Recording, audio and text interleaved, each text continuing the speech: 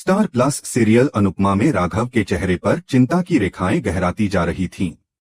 वह प्रेम से कहता है, प्रेम, यह सब कुछ क्या मेरी वजह से हो रहा है? प्रेम उसकी बात को तुरंत काटते हुए कहता है, नहीं राघव, ऐसा बिल्कुल नहीं है। यह सब कुछ किसी और कारण से हो रहा है। आप खुद को दोषी मत मानिए। लेकिन राघव का मन अशांत था। वह गंभीरता से बोलता है, मैं नहीं चाहता कि अनुपमा जी की जिंदगी में मेरी वजह से कोई मुसीबत आए। प्रेम उसे समझाने की कोशिश करता है कि स्थिति की जड़ कुछ और है। तभी प्रेम का फोन बजता है और राही का कॉल आता है। राही जल्दी में उसे बताती है कि आर्यन कृष्ण कुंज आ रहा है। यह सुनते ही प्रेम वहां से निकलने लगता है, लेकिन राघव उसे रोकता है। प्रेम, मेरी बात सुनो, वह कहता है। एक रिश्ता तभी आगे बढ़ता है जब उसमें से एक आग बन जाए तो दूसरा पानी बन सके। इधर कृष्ण कुंज का माहौल बेहद तनावपूर्ण होता है। सभी लोग बेचैनी से इधर उधर घूम रहे होते हैं। तभी प्रेम और आर्यन वहां पहुंच जाते हैं। माही, जो पहले से ही काफी परेशान लग रही थी, आर्यन से कहती है, मुझे माफ करना आर्यन, मैंने इतनी रात को तुम्हें बुलाया, लेकिन मैंने तुम्हें पहले ही बताया था ना कि राही मुझसे जलती है। उसे मेरी खुशियां बर्दाश्त नहीं होती। वह कह रही थी कि मैं तुम्हारे साथ सिर्फ दिखावे का प्यार कर रही हूँ। आर्यन गंभीरता से जवाब देता है, राही भाभी और मेरी बात हो चुकी थी माही, और तुमने जो बताया था वो भी मुझे मालूम है। प्रेम राही से सवाल करता है, हमारी और आर्यन की बात हो चुकी थी राही, फिर तुम यहाँ क्यों आई? माही फिर से कहती है, क्योंकि राही मेरी खुशियों से जलती है। वह प्रेम और राही को याद दिलाती है कि उन्होंने ही उसे मूव ऑन करने की सलाह दी थी। माही फिर आर्यन से सवाल करती है, क्या मैंने तुम्हें अपने प्यार के जाल में फंसाया या तुम्हें मुझसे सच में प्यार हुआ? आर्यन जवाब देता है, मुझे तुमसे पहली नजर में ही प्यार हो गया था। माही सबके सामने अपने मन की बात खोलती है, आप सभी ने सुन लिया ना? वैसे भी राही ने तो हमेशा अनुपमा को तकलीफ ही दी है। उसने उनकी कंपनी भी अपने नाम करवा ली और बहुत गलतियां की हैं, लेकिन उसे हर बार माफ किया गया है।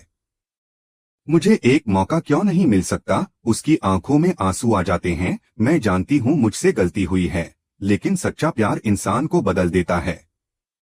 आर्यन के प्यार ने मुझे बदल दिया है। अनुपमा जी, जब आपको अनुजी से प्यार हुआ था और कोई यह कहता कि आप झूठा नाटक कर रही हैं, तो आपको कैसा लगता? आर्यन भी आगे बढ़कर बोलता है, मैं और माही एक दूसरे से सच्चा प्यार करते हैं और हम शादी करना चाहते हैं।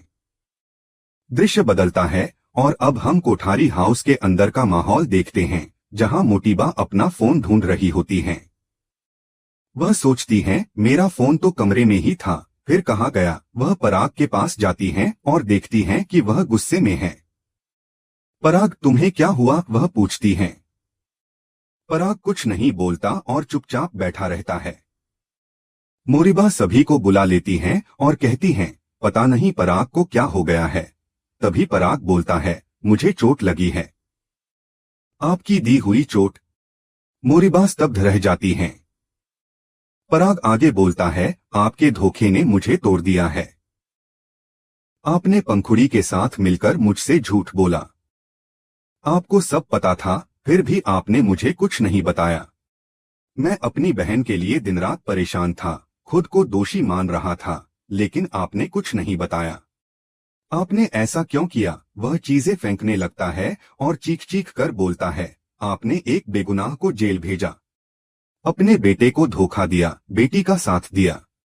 मोटीबा धीरे से कहती हैं, हाँ पराग, मैंने झूठ बोला। तुम्हारा गुस्सा जायज है, लेकिन अगर पंखुड़ी यहाँ रहती तो राघव उसे मार देता। मैं माँ हूँ, अपनी बेटी की भलाई सोचूंगी। अगर वह शिकायत करती और तुम राघव से बात करते तो राघव फिर पंखुड़ी पर ही गुस्सा निकालता। इसलिए उसने दूसरा रास्ता चुना और मैंने उसका साथ दिया। मैं जो कुछ किया वो सही किया।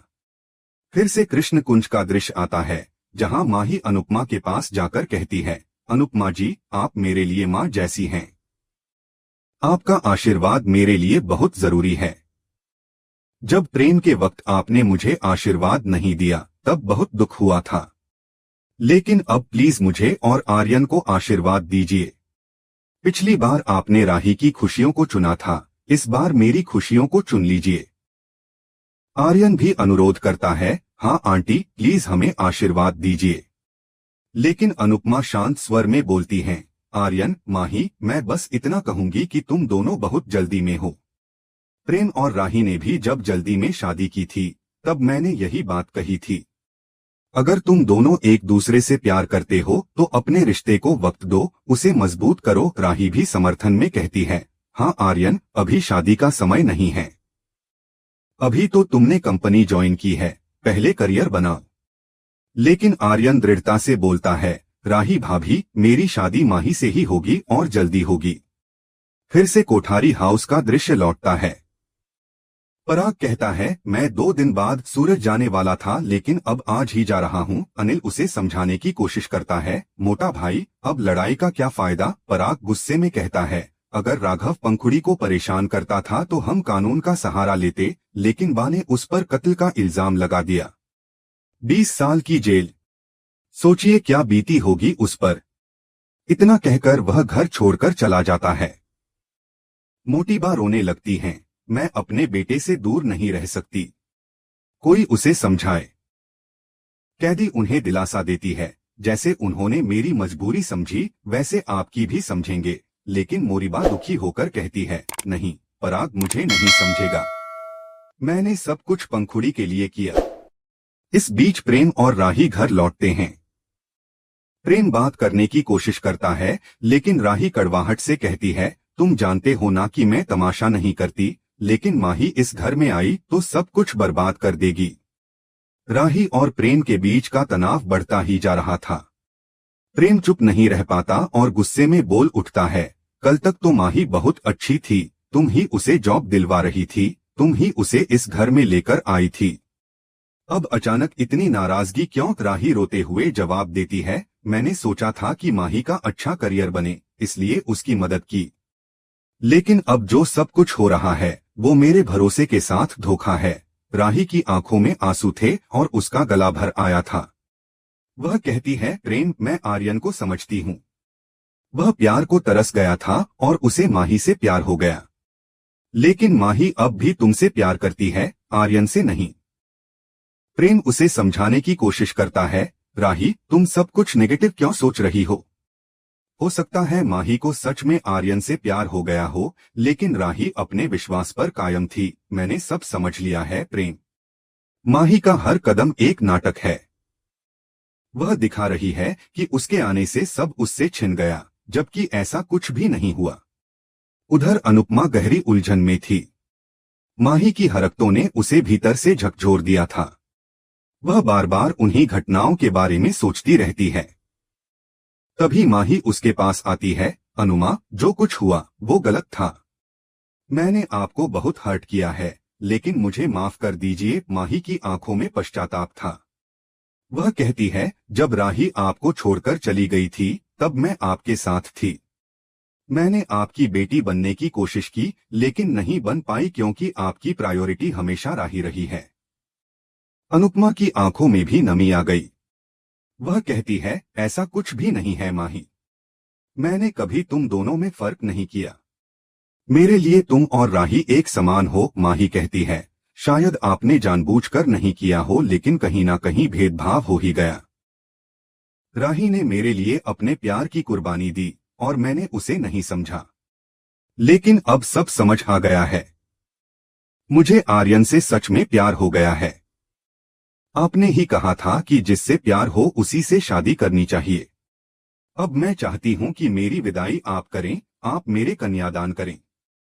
दूसरी ओर राही और प्रेम की बहस जारी थी। राही बोल उठती है, मम्मी और राघव के बीच कुछ तो है, मुझे किसी और मर्द को मम्मी के आसपास देखना अच्छा नहीं लगता। प्रेम को यह सुनकर गुस्सा आ जाता है, तुम कैसी बातें कर रही हो राही, मम्मी ने कभी अनु के अलावा किसी से प्यार नहीं किया, लेकिन राही का शक राघव पर था। मुझे मम्मी पर भरोसा है लेकिन राघव पर नहीं। प्रेम उसे शांत करने की कोशिश करता है, राही आर्यन और माही अगर शादी करना चाहते हैं तो उन्हें करने दो। राही कहती है, मुझे कुछ नहीं करना क्योंकि मोटिबा और पापा यह शादी कभी नहीं होने देंगे। इधर अनुपमा और माही के बीच बात होती है।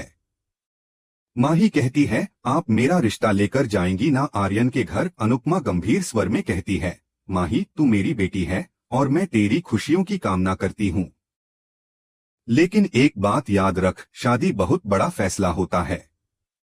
किसी को समझे बिना शादी करना सही नहीं होता। मैं यह नहीं कहती कि तू आर्यन से रिश्ता तोड़ दे, लेकिन कुछ वक्त एक दूसरे को समझने के लिए जरूर देना चाहिए। दूसरी ओर मोटिबा राघव और अनुपमा को साथ देखती है और गलतफहमी का शिकार हो जाती है। वह कहती है, मैंने नहीं सोचा था कि यहाँ ऐसा भी कुछ चल रहा होगा। वह अनुपमा पर आरोप लगाती है, आप चाहती हैं कि आपकी बेटी माही हमारे घर की बहू बने, लेकिन ऐसा कभी नहीं होगा। आपने प्रेम को तो अपने झांसे में ले लिया, लेकिन आर्यन को नहीं ले पाएंगी। अनुपमा चुप नहीं रहती। वसुंधरा जी, कोई भी फैसला लेने से पहले बच्चों की भलाई के बारे में सोचिए। लेकिन मोटिबा टोक देती है, मुझे मत बताइए कि क्या करना है और क्या नहीं। तभी राघव बोल पड़ता है, आप इतने सालों से जो नहीं समझ पाई, अब भी नहीं समझेंगी। मोटिबा उसे चुप रहने को कहती है, लेकिन राघव का गुस्सा और बढ़ जाता है। मैंने आपको माफ कर दिया, वो भी सिर्फ अनुपमा जी के परिवार के लिए। उधर राही अब भी उलझनों में है। वह सोचती रहती है कि राघव और उसकी मम्मी के बीच कुछ तो है। उसे राघव पर शक है, लेकिन अपनी मम्मी पर नहीं। वहीं कृष्ण कुंज के लोग माही और आर्यन की नजदीकियों से परेशान हैं। पहले माही ने प्रेम से प्यार किया, फिर अब आर्यन से। सब सोच रहे हैं कि माही आर्यन को बस एक जरिया बना रही है प्रेम को पाने के लिए। लेकिन परी सब जानती थी। वह सोचती है, मुझे माही का सच सबके सामने लाना होगा। उधर किंजल अपने ड्रामे से बाहर आकर अब अनु की रसोई में काम करना शुरू कर देती है और वह काफी खुश नजर आती है। प्रेम और राही की लड़ाई एक नई करवट ले रही थी। दोनों नाराज थे एक दूसरे से। प्रेम सोचता है कि माही को आर्यन से सच्चा प्यार हो गया है, लेकिन फिर भी उसे माही की सच्चाई नजर नहीं आ रही थी। आर्यन भी अब राही से नाराज रहने लगा था। जब भी राही उससे बात करने की कोशिश करती, वह चुपचाप वहां से चला जाता। उसे लगता राही बस माही की शादी में अड़चन डाल रही है, क्योंकि वह नहीं चाहती कि माही इस घर की बहू बने। राही की नीयत पर शक करते हुए आर्यन उसके दिल से दूर होता जा रहा था।